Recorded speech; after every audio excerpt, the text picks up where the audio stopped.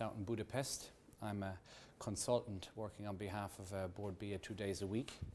I left Ireland back in '91 and I moved to Germany, did an Erasmus scholarship at a German university and moved on to Hungary in '93 working for a German company. And I've been working between Hungary and Germany and the whole Central Eastern European region since then. I've worked for a Danish company called Novaco for five or 6 years. They're one of the largest frozen food importers and distributors in Czech, Slovak and Hungary. I worked for one of the largest German dairy companies, both in Central Europe as an area export manager and in Hungary as a managing director. And I've been independent for the last 5 years. I'd like to talk to you today about three particular markets in Eastern Europe, Czech Republic, Hungary and Poland. The Czech Republic would be the most advanced economically of the three markets. In terms of population, both the Czech and Hungarian markets would be similar in size. They'd be both 10 million in population. But as you can see, in terms of GDP, or you will see as I continue my presentation, GDP is the highest in the Czech Republic, and they also have a very significant tourism industry, the most significant of the three, most probably. In particular, Prague would have very serious tourist numbers. So yeah, there's a per capita in GDP of close to 15,000 euros, and the per capita in Hungary will be 10,000, and a similar amount in Poland. What's interesting for you as well is the Irish exports to Czech are 12 million euros a year, of which the majority is beef. It's 7.5 million, 7.5 million beef and 3.5 million beverages and close on 2 million seafood. The majority of the seafood, I suspect, is mackerel, which is a popular product in the Czech Republic. Regarding the must-haves, basically, the must-haves are quite similar, I feel, for the three markets, but I tried to give you a different must-haves for each one. But I would say that they're all quite similar. I don't think you can expect to deal directly with a retailer with a key account in either of these markets, unless you're able to sell full truckloads of beef or something like that. I'm not sure if we've any beef companies here, have we? No? So some of the beef companies are doing direct business with Tesco, but for most of you, you'll be looking for a local partner. I would have databases on all of these countries, and for each country I could have up to 100, 150 contacts. 100, 150 contacts in each of the countries. Split, of course, between the different categories, whether it be frozen, dry goods, chilled goods, then split between the key accounts, etc., and the buyers at the different key accounts. Yeah. I think it's fairly self-explanatory, the must-haves. I don't know if you have any questions on that. Yeah. I think everybody appreciates the need for credit insurance, and flexibility in today's world is definitely something that's important. And I think, generally speaking, I think Irish companies would tend to be more flexible than, for example, German companies would be. What you need to be aware about in Central Europe is that price plays a larger role in these markets than quality. In terms of priority, price would be at number one on the scale. Quality would be number two or number three. They're definitely looking for the ingredients list isn't such a priority, whether it's with lower salt or what type of salt you're using. These these are not factors in the decision-making process of the majority of consumers. So ingredients, you don't need a clean ingredients list like you would need in the UK or Ireland. But what you do need is keen pricing. Yeah, of course there are niches where quality is the most important criteria, but then you're probably talking about quite small quantities of product being sold. And flexibility, as I said, is important. The ability to produce different recipes or cheaper recipes, etc. Okay. You shouldn't see the language barrier as a great barrier. There's always ways to talk to these potential importers. My experience with close to 20 years of living and working in Central Europe is that there are always business people speaking English. So there will always be somebody at the company who will speak English. And if that should fail, then of course you can use either my office, or I can then use Enterprise Ireland. They would be represented in different markets, or we can use the Irish Embassy, who are very helpful these days and very pro-business to establish contact with a particular company. Okay. The Czech market will be the most concentrated of the retail markets in Eastern Europe, meaning that the percentage of organised trade to traditional trade would be at its highest. Yeah, and they have a love of hypermarkets compared to other countries. Yeah, the three categories, yeah, would be beef, whiskey, and pork. They would be the three categories where Irish products will be best represented. The most whiskey sold in Central Europe would be sold in the Czech Republic. The next country then would be Bulgaria, surprisingly. Interestingly, not only is the retail trade quite concentrated in the Czech Republic, but also the importers and distributors.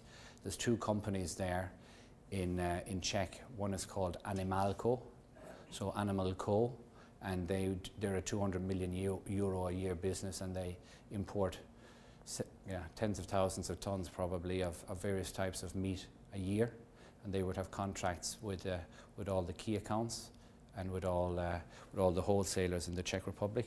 And then you have another company called Novaco, who would be also very strong in dry goods and frozen goods, and they're also 200 million euro a year business. They have 300 sales reps working for them. I don't think there's many companies of that size in Ireland or even in the UK. Okay.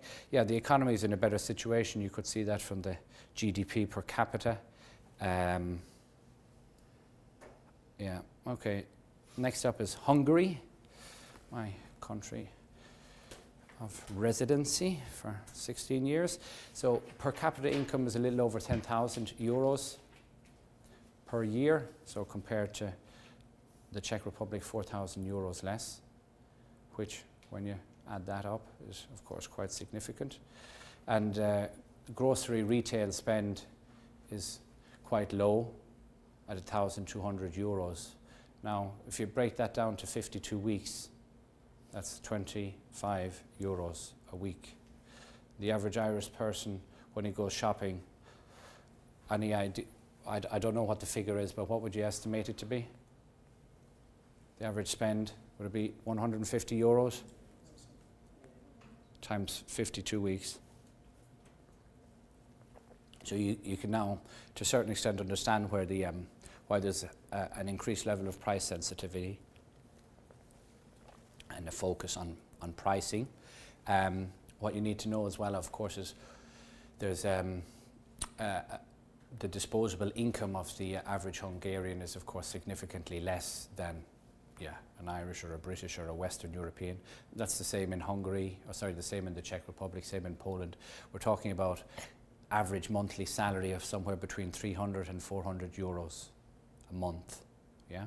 And that's across the board, whether Czech, so basically all these Central European countries. Why do we call it Central Europe, not Eastern Europe? Geographically speaking, it is Eastern Europe, but the people in Central Europe consider it Central Europe, okay? Yeah, as I said, the must-haves basically are the same for all of these markets I'm looking after. If you want to sell to a market, of course you can use my services to get an initial understanding of the market, to do a background check on who the competitors are, to do some store checks, to do price monitors, maybe do some, take some photos and things like that. But I think it's important, very important, to travel to the market, talk to the potential importers, and get a feel yourself for the market, because of course you know your products a lot better than I ever will. So that's why it's paramount for you to visit. Yeah, yeah. Price-sensitive customers, generally speaking, I mentioned that before. Yeah, logistics. Logistics is, of course, I guess you're all aware, logistics is an issue for Irish producers, being an island. It's a major handicap compared to the Germans or the Austrians or the other countries neighbouring on Central Europe. We're talking about at least double per kilo, or on a per kilo basis, on any basis basically, we're at least twice the price thanks to higher logistics. So our logistics costs would be double that of, let's say, a German or a French or even a Dutch supplier. Yeah, so we have to make up for that by having better product or more added value or a better differentiated product. Yeah, so that's why we have to find some competitive and time-efficient solutions for the logistics. Time efficient, I mentioned, because I don't know if there's any seafood companies here, but to export seafood, I helped a Hungarian company who came to a marketplace 2 years ago to find now he's working with 2 Irish seafood producers, and it takes up to 1 week for the goods to arrive in Hungary, and the goods have a total shelf life of 2 weeks, some of the goods. So you can imagine he's pulling out his hair because he's lost 50% of the shelf life. Yeah. Yeah. Okay. Yeah. Lead times on listings is significantly shorter than in Western Europe. It's getting longer. It's getting a lot more organised than when I first came to Hungary. It's getting a lot more organised now. For example, Tesco has twice a year they have a range review, and it's very difficult outside of the range review. It's possible, but it's difficult outside of the range review to get listed. Yeah. But the other chains, they would have probably every 2 months they would have a committee meeting, they call it, and then they'd go through the potential new products. Yeah. So it's a lot shorter time span. Let's say I was reading French presentation, and they were talking about 12 to 18 months. So it's significantly shorter than Western Europe. Listing fees can vary from anything between 1,000 to even up to 10,000 euros. Depends on the category of product. I've had instances as well where I helped Irish companies to get listed in Hungary, and the product was being supplied to Spar, and it was an exclusive label product to Spar, so they were the only sellers of this particular product, and there was no listing fee charged. So there are always exceptions, but they're probably getting less and less. Yeah. So categories have matured significantly in the last 20 years, which is probably good for us because we would have more of an experience of mature categories. But as I mentioned with the ingredients list, that's still far away. Yeah. But getting back to the ingredients list, actually, I don't know if it's been in the Irish media, but they introduced a new law there just a few weeks ago in Hungary regarding salt. So the salty snacks and things like that, there's a special tax now on salty snacks. And salt in food in general. So there are changes afoot in that regard. Yeah. Organised trade makes up 60% of the Hungarian market. The largest retailer in Hungary would be Tesco. They would have a market share of close to 20%. And the next retailer would have a market share of 13, probably 12-13%. Spar would be, I guess Spar. I don't have the breakdown at hand, but I think Spar would probably be next. They have over 400 stores in Hungary, and they have a different format to Ireland. They would have more supermarkets and discounters and hypermarkets in Hungary, so a different concept, yeah. And it's getting quite difficult to do business with Tesco. They don't accept price increases. 6 months of a delay to increase your prices, and saying that the market doesn't indicate, or the trends on the market don't indicate that dairy prices are going up, when everybody knows that dairy prices have been going up. And so they're really trying to squeeze their suppliers, yeah. So per capita income in Poland is 10,000, so 14, nearly 15 in Czech, 10,500 in Hungary, and Poland 10,000. Just, of course, there's a 38 million population, so that's why the Polish market is a very attractive market. And it's Ireland's largest export market in Central Europe, with 60 million euros of exports. The largest exports being dairy at close to 12 million, beef just over 5 million, prepared foods, which is basically everything else, 28 million, beverages 5 million, and seafood nearly 10 million, which again would probably be mostly mackerel and herring, yeah. And grocery spend, I think it was 1,200 euros in Hungary. It's 1,000 euros here in Poland, yeah. So again, lower than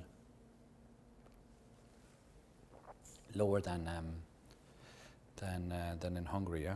But with such a large population, of course, it's still very attractive, yeah. 5 must-haves for the Polish market. Again, there's a certain amount of repeat or repetitivity. Sorry? Repetitiveness, thank you. I lack fluency in the English language. Yeah. In my opinion, the Poles, they're the most astute business people I've come across in Central Europe. They're difficult to do business with. I don't know if anybody has done business with Polish companies here. No? So they're astute. You don't really know where you stand with them, and they're tricky. My own personal opinion. Yeah. The retail market is still very fragmented, with the largest player being a company called Biedronka, which is part of the Portuguese Jerónimo Martins group, and it's a discounter, and they have a share of 12%, and the next two largest retailers have a combined share of 10%, so the three largest have altogether 22%. So it's a lot better situation for the suppliers in Poland than it is in Czech or Hungary, where, as I said, in Hungary, Tesco is nearly 20%, so that's why they can dictate a lot more, whereas in Poland, the retailers are not able to dictate because they don't have the market share behind them. Yeah? Okay. Yeah, it's the most international of all Eastern European retail markets. You've got the French. The French are very strong in Poland. You've got Auchan, you've got Géant, you've got Leclerc, I think you've got Carrefour. Then you've got the Germans with Kaufland and Lidl. So the hypermarket arm of Lidl, which is called Kaufland. Then you have Metro and Real, So Metro, the cash and carry, and Real, the hypermarket. You've got Tesco. So it's a very, very cosmopolitan retail market in Poland. I didn't mention, but in the Czech Republic, the largest retailer is Lidl and Schwarz, with Kaufland and Lidl. Yeah. So that's basically my my presentation. Maybe I went through it a bit quickly, I don't know. I'd like to have asked you also after each country if you had any questions, but I'm sure now you'll use the opportunity and ask those questions that you wanted to pose beforehand.